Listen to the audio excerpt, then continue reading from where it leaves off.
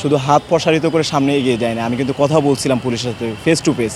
আমি বলছিলাম যে আপনারা আমাকে গ্রেপ্তার করেন, আমাকে গুলি করেন, আপনারা দেখবেন যে আমি আবার বলছি প্রয়োজন ওদেরকে ছেড়ে দেন। আমাকে এসে বলে মাদারচ জুলাই জুলি ভয়ে বইরা দিব, এই কথা বলে সে আমাকে থাপ্পড়, লাত্তি, উষ্টা, তার একটা বুটজুতার লাত্তি আমার এখানে পড়ে। তখন আমার একটা সেন্সলেস অবস্থা পড়ে যায়। জুলাইতে কয়জন পুলিশ মেরেছিস? আমি অবাক হয়ে গেলাম। আপনি কি বললেন? এই কথা না বলতে সে আমার পাঞ্জাবির কলার ধরে আমাকে নিচে ফেলে দেয়। আপনারা হয়তো দেখেছেন আমার পাঞ্জাবি ছিঁড়ে যায়। তখন সে বিভিন্নভাবে আমাকে নির্যাতন করতে থাকে। আন্দোলনের পক্ষে বিপক্ষে আলোচনা সমালোচনা থাকতে পারে, বাট আমি ওখানে আন্দোলনের পক্ষে যাইনি। দুপুর 2টার দিকে আমার কাছে খবর আসে যে ওখানে আমাদের যারা জুলাইয়ে আমার সাথে অংশগ্রহণ করেছিল, চলমান এসএসসি পরীক্ষার্থী ছোটো ভাইয়েরা, তারা ওখানে রক্তাক্ত হয়, আহত হয়, পুলিশ নাকি তাদেরকে গ্রেপ্তার করে। এরকম একটা যখন খবর পাই তখন আমি 0 পয়েন্টের দিকে যাই। আমি আন্দোলন অংশ নিই সচিবালয়ে মাইলস্টোনের হৃদয় বিদারক ঘটনার পরবর্তীতে যখন এসএসসি পরীক্ষার্থী পরের দিন এসএসসি পরীক্ষার্থীরা যেই পরীক্ষা দেবে না বা পরীক্ষা না দেওয়ার জন্য একটা দাবি তুলছিল, এবং সন্ধ্যা থেকে সেটার একটা আলোচনা হচ্ছিল অনলাইন মিডিয়ার মধ্যে। আমি অনলাইন মিডিয়ার মাধ্যমে দেখতে পাচ্ছি রাত 10টার পর থেকে বিভিন্ন কলেজ, যেমন ঢাকা কলেজ, তারপর আরও অন্যান্য কলেজগুলো হচ্ছে তাদের ছাত্রদের যে পেজগুলো, সেখান থেকে তারা বিবৃতি দিয়েছে আমরা পরীক্ষা বয়কট করলাম। পরে এরকম একটা পরিস্থিতি যখন তৈরি হয়েছে তখন বর্তমান যে অন্তর্বর্তীকালীন সরকারের উপদেষ্টা মাহফুজ ভাই এবং আসিফ ভাইয়ের মাধ্যমে রাত 3টার দিকে হচ্ছে পরীক্ষা হবে না আগামীকাল, এরকম একটা নোটিশ দেওয়া হয়। এর প্রেক্ষিতে সরকারের যে অবহেলা সেই জিনিসটা ফুটে ওঠে। পরে সাধারণ শিক্ষার্থীরা যারা চলমান এসএসসি পরীক্ষার্থী ছিল, তারা উচ্চ মাধ্যমিক বোর্ডে আন্দোলন করে এবং পরবর্তী সেটা সচিবালয়ে যায়। সচিবালয়ে যখন তারা আন্দোলন করে এবং তারা যখন ভিতরে ঢুকে, তখনও পর্যন্ত আমি সচিবালয়ে ছিলাম না। দেখেন, আন্দোলনের পক্ষে বিপক্ষে আলোচনা সমালোচনা থাকতে পারে, বাট আমি ওখানে আন্দোলনের পক্ষে যাইনি। আমি তখন আমার ক্যাম্পাস হাবিবুল্লাহ বাহার কলেজে অবস্থান করতেছিলাম। দুপুর 2টার দিকে আমার কাছে খবর আসে যে ওখানে আমাদের যারা জুলাইয়ে আমার সাথে অংশগ্রহণ করেছিল, চলমান এসএসসি পরীক্ষার্থী ছোটো ভাইয়েরা, তারা ওখানে রক্তাক্ত হয়, আহত হয়, পুলিশ নাকি তাদেরকে গ্রেপ্তার করে। এরকম একটা যখন খবর পাই তখন আমি 0 পয়েন্টের দিকে যাই। এবং 0 পয়েন্টের দিকে গিয়ে আমি প্রথমে পুলিশের সাথে কথা বলতে শুরু করি, কিন্তু পরিস্থিতি অনেক উত্তপ্ত ছিল। তখন পুলিশ আমাদেরকে লাঠি সোটা করে ছত্রভঙ্গ করে দেয়। আপনারা হয়তো বা ভিডিওতে দেখেছেন, আমি বাইতুল মোকাররমের দিকে ওইদিকে চলে যাই, এবং তখন পুলিশ সাউন্ড গ্রেনেড এবং টিয়ারশেল নিক্ষেপ করে। সাউন্ড গ্রেনেড একটা আমার ডান হাতে পড়ে, এবং আমার সাউন্ড গ্রেনেড যে আগুনের ফুলকানি, সেটার কারণে হচ্ছে আমার পাঞ্জাবি পুড়ে যায় এবং আমার এই ডান কানটা বধির হয়ে যায়। এবং আমি তখনই দেখতে পাই যে আমাদের পরিচিত যে এসএসসি পরীক্ষার্থী শান্তিনগরে যারা আমার সাথে আন্দোলন করছিল, তাদেরকে রক্তাক্ত অবস্থা পুলিশ ধরে নিয়ে যাচ্ছিল। তখনই আমি আসলে মূলত এগিয়ে যায় সামনের দিকে, যে ওরা যেহেতু পরীক্ষার্থী, ওদেরকে যদি এখন আপনারা গ্রেপ্তার করেন আর যদি পরবর্তীতে মামলা হয়, তাহলে হয়তো বা তাদের এখানে জীবনটা থমকে যেতে পারে। এই চিন্তাধারা থেকে আমি তখনকার পরিস্থিতি আমি সামনে এগিয়ে যাই, বলে প্রয়োজন আমাকে গ্রেপ্তার করেন, আমাকে গুলি করেন, কিন্তু তাদেরকে ছেড়ে দেন। পুলিশ আমাকে ধরে তখন অমানবিক নির্যাতন করে। আপনারা হয়তো বা ভিডিওতে দেখতে পেয়েছেন যে আমি একটা পুলিশের নাম কোট করেছি তখনকার সময়ে। তিনি আমাকে বলছে, তুই এখানে কী করিস? আমি বললাম, আমি একজন জুলাই আহত, আর আমি এসেছি আমার ভাইদের রক্তাক্ত করা হয়েছে সেই জায়গা থেকে আন্দোলনে। তখন সে আমার বলছে, জুলাইতে কয়জন পুলিশ মেরেছিস? আমি অবাক হয়ে গেলাম। আপনি কি বললেন? এই কথা না বলতে সে আমার পাঞ্জাবির কলার ধরে আমাকে নিচে ফেলে দেয়। আপনারা হয়তো দেখেছেন আমার পাঞ্জাবি ছিঁড়ে যায়। তখন সে বিভিন্নভাবে আমাকে নির্যাতন করতে থাকে। পরবর্তীতে টি শার্ট পরা একজন পুলিশ সদস্য কিনা আমি জানি না, সাদা টি শার্ট পরা, উনি আমাকে দূর থেকে এসে বলে, জুলি ভয়ে, এই কথা বলে সে আমাকে থাপ্পড়, লাত্তি, উষ্টা, তার একটা বুটজুতার লাত্তি আমার এখানে পড়ে। তখন আমার একটা সেন্সলেস অবস্থা পড়ে যায়। কিন্তু আমি তারপরও স্বাভাবিক হয়ে, সাংবাদিকরা আমার প্রশ্ন করতেছিল, আপনি কোন কলেজের শিক্ষার্থী, আপনি এখানে কেন এসেছেন? তখনও আমি, আপনারা ভিডিওতে দেখলে বুঝতে পারবেন, আমি ক্লিয়ার করে যতটুকু শক্তি আমার ছিল আমি চেষ্টা করছি বলতে, যে এখানে আসলে আমি আন্দোলনের পক্ষে আসিনি, আমি এসেছি আমার ছোটো ভাইদেরকে যারা জুলাইয়ে অংশগ্রহণ করেছিল তাদেরকে রক্তাক্ত করা হচ্ছিল, এই জন্য আমি তাদের জন্য এসেছি। এখন দেখেন, এখানে অনেকগুলো প্রশ্ন উঠে, যে আমি মনে করি, আমি আমার জায়গা থেকে মনে করি যে সচিবালয় আন্দোলন হতে পারে, সচিবালয়ের সামনে আন্দোলন হতে পারে, কিন্তু সচিবালয় ভিতরে ঢুকে এটা আমি মনে করি এটা কাম্য না। কারণ সচিবালয় হচ্ছে দেশের একটা হৃৎপিণ্ড, আর হৃৎপিণ্ডে আঘাত করলে তো দেশের উপরে আঘাত। সেটা নিয়ে অবশ্যই সবার সতর্ক হওয়া উচিত। জীবনের সব আয়োজন এখানে একসাথে।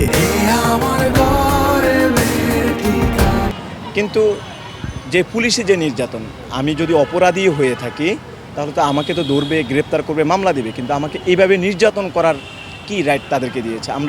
আমি অতীতে দেখেছি 5 আগস্টের পরে যে ঢাকা কলেজে যে 7 কলেজের যে আন্দোলন ঢাকা বিশ্ববিদ্যালয়ের সাথে ওখান থেকে বের হয়ে আসার, তখন দেখেছি যে ঢাকা কলেজের যে এখন বর্তমান এনসিপির দক্ষিণাঞ্চলের সংগঠক রাকিব ভাইকে পুলিশ বেধড়ক মারধর করা হয়েছে, তাকে মেরে তার পা পর্যন্ত ভেঙে দেওয়া হয়েছে। এরপরে আপনারা দেখেছেন প্রাইভেট ইউনিভার্সিটির ওখানে ছাত্রদেরকে মারধর করতেছে এবং বিভিন্নভাবে আঘাত করতেছে। আমি প্রশ্ন রাখতে চাই যে পুলিশ কেন ছাত্রদের উপর এতটা আক্রমণাত্মক, তাদের এই আক্রমণের পিছনের গল্প কী, আমি সেটা প্রশ্ন করতে চাই। আর আরেকটা বিষয় হচ্ছে আমি মিডিয়া ট্রায়ালের শিকার হয়েছি। যখন আমাকে পুলিশ মারধর করে তখন হচ্ছে আমি তো জানতাম না, পরবর্তীতে আমি যখন বের হয়েছি তখন আমি জানতে পারি যে এসিটিভি নামক একটা মিডিয়া অনলাইন ডিজিটাল এবং ভেরিফাইড, তারা একটা মিডিয়া হেডলাইন করে ফটো কার্ড যে সচিবালয়ের সামনে থেকে ছাত্রলীগ নেতাকে বোমাসহ আটক করা হয়েছে, উদ্ধার করা হয়েছে বোমা। এই যে তারা এই যে একটা ফটো কার্ড ইউজ করলো, নিচে আমরা দেখলাম যে আমরা যেটা নিউজ দেখি আর কি, যে ফটো কার্ডের নিচে দেখে যে বিস্তারিত কমেন্টে, তার প্রতি কোনো বিস্তারিত কমেন্ট নাই। তাহলে এই যে ফটো কার্ড, এটা সাংবাদিক যারা আছেন, আপনারা আছেন, আপনাদেরকেও আমি প্রশ্ন রাখতে চাই যে এটার আসলে সাংবাদিকের জায়গা থেকে এরকম ফটো কার্ড কোনো নৈতিকতা আছে কিনা, যেহেতু আপনাদের একটা রুলস রেগুলেশন আছে, সে জায়গা থেকে আমি এটা জানতে চাই। আর দ্বিতীয় কথা হচ্ছে পরবর্তীতে আমি এসিটিভিতে যাই, এসিটিভির যে ডিজিটাল হেড ওয়াহিদ মিল্টন ভাই, ওনার সাথে আমি যোগাযোগ করি যে আপনি যে আমার বিরুদ্ধে যেই ফটো কার্ডটা ইউজ করলেন এবং আমাকে যেই প্রোপাগান্ডা যে চড়িয়ে দিয়েছেন সেটা আপনার তথ্যপত্র কই পেয়েছেন। তখন তিনি আমারে তৎক্ষণিক, আমি তো পরদিন তার সামনে চলে যাই, তখন সে তৎক্ষণিক আমার উত্তর দেয়, তুমি তো ছাত্রী হলে আমার সামনে দাঁড়াইতা না, আর আমরা একা নিউজ করে অন্যরাও করছে। তো আমি প্রশ্ন করছি, আপনাদের নিউজ ছাড়া অনলাইন তো অন্য মিডিয়াগুলো আছে, তারা কিন্তু বলছে ছাত্রদের সাথে দস্তাদস্তি, ছাত্রদের সাথে ধাওয়া পাল্টা দেওয়া এরকম নিউজ করছে, কিন্তু আপনারা যেটা বলছেন যে বোমা সহ ট্যাগ দিয়ে উদ্ধার করা হয়েছে, আটক করা হয়েছে, এটা আপনারা কই পেয়েছেন? তখন সে দুঃখ প্রকাশ করে এবং সে বলছে যেহেতু আমাদের একটা মিসআন্ডারস্ট্যান্ডিং হয়েছে, সেক্ষেত্রে যেহেতু তোমার একটা হ্যাম্পার হয়েছে, সেই জায়গা থেকে ওঠার জন্য আমরা তোমার পজিটিভ দিকগুলো ইয়ে করি। আর হচ্ছে যে ফটো কার্ডটা ছিল সেটা তারা চেঞ্জ করে এখন অন্যটা দিয়েছে এবং তারা কয়েকটা এটার যে সত্যতা সেটাও প্রকাশ করেছে। আমরা দেখেছি যখন আপনি 2 হাত প্রসারিত করে দিয়েছেন এবং বলছেন যে আপনাকে গ্রেপ্তার করতে, বা আপনি কী বোঝাতে চেয়েছিলেন তখন, সেই মুহূর্তের ছবি দিয়ে কিন্তু আমরা দেখেছি সোশ্যাল মিডিয়াতে বলা হচ্ছে যে আপনি আবু সাইদ হতে চেয়েছিলেন। এটা নিয়ে আসলে আপনি কী বলবেন? দেখুন, মিডিয়া হচ্ছে জাতির বিবেক, যখন বিবেক ভুল করে তখন মানুষজন ভুল করবে। আমি এখানে দেশের মানুষদেরকে দোষারোপ করব না, যেহেতু আমি মিডিয়া ট্রায়ালের শিকার হয়েছি। তারা যখন আমাকে বোমাবাজ এবং ট্যাগ দিয়ে বলছে, তখন অবশ্যই ন্যারেটিভ তৈরি হবে।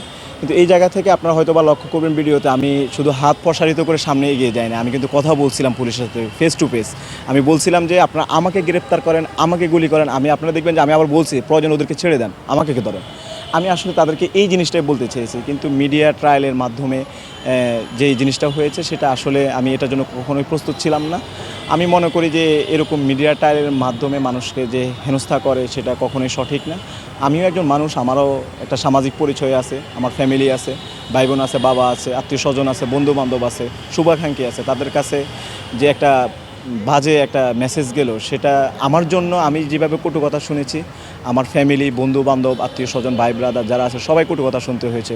আমি যে একা টেক খেয়েছি তা না, যখন মিডিয়ার এটা হাইপ হয়ে গেছে তখন হচ্ছে আমার যারা পরিচিত ছিল তারা হচ্ছে মিডিয়ার বিরুদ্ধে স্টেপ নিয়েছিল এবং আমার যে সত্যটুকু, আমি যে জুলাইতে অংশগ্রহণ করেছিলাম সে সময়ের পোস্ট, সে সময়ের ছবি সবগুলো যখন শেয়ার করতেছিল তখন তাদেরকেও ছাত্রলীগ বা বিভিন্ন ট্যাগ দেওয়া হয়েছে। তো এই জিনিসটার জন্য আমি একাও যে সাফার করছি তা না, আমার আত্মীয় স্বজন মানে যারা পরিচিত ছিল, ভাই ব্রাদার, বন্ধু বান্ধব, শুভাকাঙ্ক্ষী সবাই এই সাফারটা হয়েছে একমাত্র মিডিয়ার কারণে। আচ্ছা, এই যে জুলাই পরবর্তী সময়ে ছাত্রদের উপর যে পুলিশ মানে বারবার আক্রমণ করছে, এর কী কারণ হতে পারে মনে করেন আপনি? এটার কী কারণ হতে পারে, সেটা একটা কারণ হতে পারে, জুলাইতে তো পুলিশ যেভাবে ছাত্রদেরকে আঘাত করেছে, আমরা দেখেছি যে AK-47 বিভিন্ন অস্ত্র ব্যবহার করে ছাত্রদেরকে সরাসরি গুলি করা হয়েছে এবং হাজার হাজার শিক্ষার্থীদেরকে শেখ হাসিনা স্বৈরাচারী, শেখ হাসিনা ফ্যাসিবাদের যেই জননী, আমি মনে করি শেখ মুজিব হয়েছে ফ্যাসিবাদের জনক আর তার মেয়ে খুনি হাসিনা হচ্ছে ফ্যাসিবাদের জননী। তার অর্ডারে পুলিশ যেভাবে ছাত্রদেরকে গুলি করেছে, ছাত্রদের প্রতি তাদের একটা ক্ষোভ মনে হয় এখনও রয়ে গেছে। তো সেই জায়গা থেকে অনেকগুলো কমিশন গঠন হয়েছে। আমি মনে করি এখন সময়ের দাবি পুলিশ কমিশন গঠন করে যারা স্বৈরাচারের পারপাস সার্ভ করছে তাদের বিচার হওয়া উচিত, তদন্ত হওয়া উচিত। আমি এই যে আরেকটা জিনিস যোগ করতে চাই, দেখুন গত 16-17 বছরে ফ্যাসিবাদের যে আমল, সে আমলে হচ্ছে পুলিশ লীগকে পুলিশ লীগে পরিণত করা হয়েছে। তারা তাদের যেই পেশাদারিত্ব সেটা থেকে তারা হয়ে একটা দলের একটা ফ্যাসিবাদের মধ্যে জড়িয়ে গিয়েছে এবং তারা ফ্যাসিবাদের যেই চিন্তা চেতনা যে আক্রোশ সেটা তারা এখনও লালন করে। আর এটা এখন বিভিন্নভাবে উত্থাপিত হচ্ছে, আমরা দেখতে পাচ্ছি। যেমন ঢাকা বিশ্ববিদ্যালয়ের যে জামালার মধ্যে রাকিব ভাইকে যেভাবে হতাহত করা হয়েছে, এরপরে একবারে শেষ সময় এসে আমার সাথে যে আচরণটা করা হয়েছে, আমি যদি অপরাধী হয়ে থাকে আপনারা আমার সাথে এইভাবে নির্যাতন করতে পারেন না। তারপর এরকম যে ক্ষোভটা প্রকাশ করছে যে পুলিশের আশরাফুল, যে পুলিশ জুলাইতে কজন পুলিশ মেরেছিস, এরপরে জুলাই চোদাস, জুলাই ভৈরা দিমু, এই যে শব্দচয়ন, এগুলোর মধ্যে পুলিশের যে আক্রোশ, এই আক্রোশটা এখন আমরা দেখতে পাচ্ছি।